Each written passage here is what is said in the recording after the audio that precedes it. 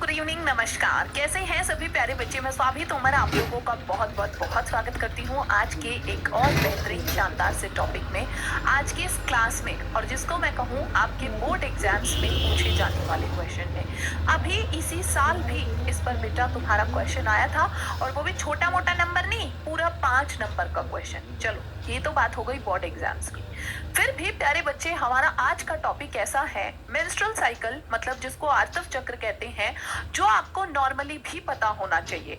ठीक है, क्योंकि देखिए कई बार ऐसा होता है कि पीरियड्स का नाम आते ही हमें ऐसा लगने लगता है कि जैसे पता नहीं हम किस बारे में बात कर रहे हैं। और अक्सर आपने ऐसा भी देखा होगा कि मान लो कोई एक लड़की है आपके स्कूल में, अभी 12th क्लास में है आप लोग, या नीट की तैयारी कर रहे हैं, या 11th क्लास में है, और उस लड़की को गलती से कोई स्टेन लग गया। ठीक है, तो भाई उसको इतना ऑकवर्ड फील होता है, इतना शर्म महसूस होती है, जैसे कि पता नहीं क्या कौन सा महापाप हो गया। ठीक है, तो ये एक बहुत ही नॉर्मल चीजें हैं जो सारे लड़कों को भी समझना पड़ेगा और सारी लड़कियों को भी समझना पड़ेगा। एंड इवन उस लड़के को भी ऐसा फील करवाओ भाई कि लड़की को ऐसा ना लगे कि जैसे क्या चीज हो गई है उसके साथ। तो बच्चा, पीरियड्स हर महीने क्यों आते हैं, इसका क्या रीजन है, आर्तव चक्र क्या है? ठीक है, चलिए समझते हैं। और वही हमेशा की तरह जैसे मैं आपको कहती हूँ कि हम एनिमेशन की हेल्प से समझेंगे, तो बिल्कुल एनिमेशन की हेल्प से समझेंगे। सबसे पहले तो जिन्होंने लाइक करने में इतनी कंजूसी दिखा रखी है, इतने बालक लाइव हैं, लाइक करने में काहे कंजूसी दिखाते हो भैया? बाहर अच्छी खासी बारिश हो रही है, पकोड़ों के साथ बढ़िया तुम खास मतलब खाते खाते भी क्लास देख सकते हो, तो लाइक करने में कंजूसी मत किया करो। ठीक है, चलिए प्यारे बच्चे, हम लोग सबसे पहले बात करने वाले हैं कि आखिर मेंस्ट्रुअल साइकिल मतलब आर्तव चक्र क्या है। प्यारे बच्चे, अगर मैं आपको बताऊं तो ये 28 से 29 दिन का एक साइकिल होता है। ठीक है, 28 से 29 दिन का। और इसमें बेटा नॉर्मली मतलब 28 से 29 दिन का होता है, पर रियल लाइफ की बात करूं तो वेरिएशंस आते हैं जो 35 दिन तक का भी साइकिल हो सकता है। ठीक है बेटा, हाँ जी, इसमें अलग अलग स्टेजेस होती हैं, और उन्हीं स्टेजेस के दौरान उस फीमेल की बॉडी के अंदर बहुत सारे चेंजेस आते हैं प्यारे बच्चे।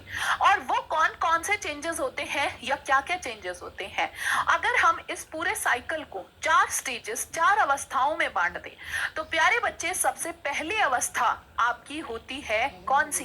प्यारे बच्चे, सबसे पहली स्टेज आती है हमारी इसमें रजोधन वाली स्टेज। ठीक है, ब्लीडिंग वाला फेज। ठीक है, तो महीने में जो फर्स्ट 5 डेज होते हैं प्यारे बच्चे, वहां पर एक्चुअल में कंटिन्यू पीरियड्स आते हैं in the form of blood. Actual में होता क्या है कि आपको पता है, जो हमारा गर्भाशय है, गर्भाशय के अंदर एक स्तर होता है, और उस स्तर यानी कि उस लेयर का नाम क्या होता है? एंडोमेटीरियम लेयर। और वो एंडोमेटीरियम लेयर अपने आप को हर महीने तैयार करती है, ताकि बेटा जब भी फर्टिलाइज्ड एग आए तो बेटा वहां पर उस बच्चे की वृद्धि हो पाए।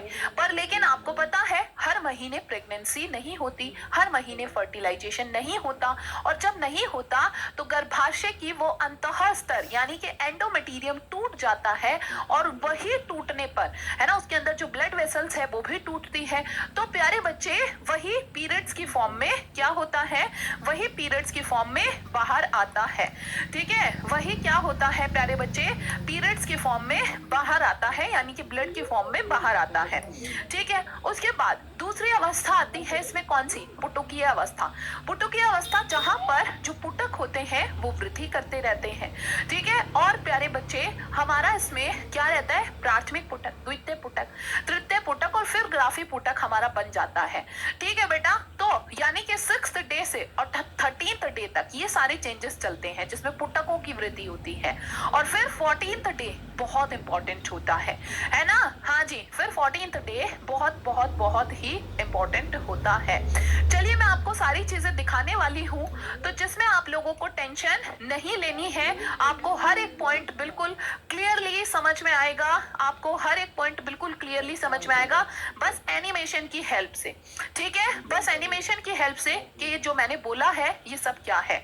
हाँ जी, जल्दी जल्दी जल्दी एक बार जितने भी प्यारे बच्चे हैं ठीक है, जिन्होंने अभी तक भी लाइक और शेयर करने में तुम इतने कंजूसी क्यों करते हो भैया? अपने सारे दोस्तों के साथ काहे शेयर नहीं करते हो? ठीक है, अपने सारे दोस्त, कहीं दोस्त के नंबर ज्यादा आ जाएंगे दीदी, ठीक है, दोस्त के नंबर जो है ज्यादा आ जाएंगे, मैं इसलिए नहीं शेयर करता। ठीक, चलो देखो, तो ऐसा नहीं है, जितनी पढ़ाई दोस्त ने करनी है वो दोस्त करेगा, जितने तुम्हें करनी है उतनी तुम करोगे। ठीक, चलिए बेटा, ये थी देखो इसके अंदर वाली स्तर किसकी? गर्भाशय का एंडोमेटीरियम, ये टूटती है और इसी के टूटने से क्या आता है? वही पीरियड्स की फॉर्म में बाहर आता है। देखिए प्यारे बच्चे, इसने अपने आप को तैयार किया था एंडोमेटीरियम में, और भाई जब फर्टिलाइजेशन नहीं हुआ तो प्यारे बच्चे यही टूट जाती है। और जो मैंने बताया अब आपको 7 से 15 दिन के अंदर प्यारे बच्चे ये अपने आप को तैयार करती है। 14th डे पर हमारा यहाँ पर अंडक निकलता है और वो क्या होता है प्यारे बच्चे? बाहर आता है। और अगर ठीक है फर्टिलाइजेशन हुआ तो प्यारे बच्चे बच्चा अंदर की तरफ वृद्धि करेगा, ग्रो करेगा, है ना, ये जाके ब्लास्टोसिस्ट की फॉर्म में इम्प्लांट हो जाता है एंडोमेटीरियम पे। पर हर महीने जैसे मैंने बताया है पीरियड्स नहीं आते हैं, ठीक, सॉरी, हर महीने फर्टिलाइजेशन नहीं होता, और अगर हर महीने फर्टिलाइजेशन नहीं होता है तो प्यारे बच्चे ये टूटेगा और किसकी? ब्लड की फॉर्म में बाहर आता है। देखो जो तुम कह रहे थे ना दीदी पुटक क्या होते हैं, ठीक है, इस तरह से पुटकों की वृद्धि होती है। कहां पर? अंडाशय के अंदर।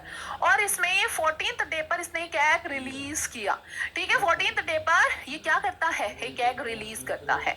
हर मंथ जितने भी फीमेल्स हैं उन सब के अंदर ये वाला एग जो है रिलीज होता है। प्यारे बच्चे अगर फर्टिलाइजेशन हुआ ठीक है, अगर नहीं हुआ तो यही लेयर के टूटने से यही किसकी फॉर्म में? प्यारे बच्चे यही आता है बाहर पीरियड्स के रूप में। चलो सर मैं कोटा आके पढ़ना भी चाहता हूँ, स्कॉलरशिप भी चाहता हूँ, पर मैं सर टेस्ट नहीं देना चाहता हूँ, तो क्या मुझे स्कॉलरशिप मिल सकती है? बिल्कुल मिल सकती है, आपकी प्रीवियस परफॉर्मेंस के बेस पे। आप 11th क्लास में हो तो भी मिल सकती है, 12th में हो तो भी मिल सकती है, 12th पास हो तो भी आपको मिल सकती है। इसके लिए आपको हमारे नो योर स्कॉलरशिप पेज पे जाना पड़ेगा। वहां पर आपकी 10th की परसेंटेज के बेसिस पे, 12th की परसेंटेज की बेसिस पे, जेईई के प्रीवियस स्कोर्स पर, नीट के प्रीवियस स्कोर्स पर और भी बहुत सारे क्राइटेरिया है जिसके बेसिस पे आपको स्कॉलरशिप है बाहर। ये कोटा वाले मरेगा।